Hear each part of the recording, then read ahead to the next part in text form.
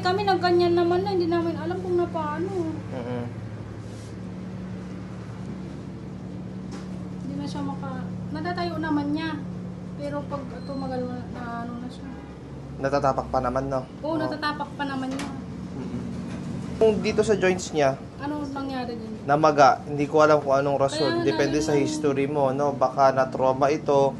Pero i-observe this upcoming days. Opo. Pero ang recommend ko po, magbigay ako ng gamot, anti-inflammatory, at siguro magbigay na rin ako ng broad spectrum antibiotics, no? Like Amox. Kilo ko lang siya. Ganyan, no? So, ikikilo natin, ititemp.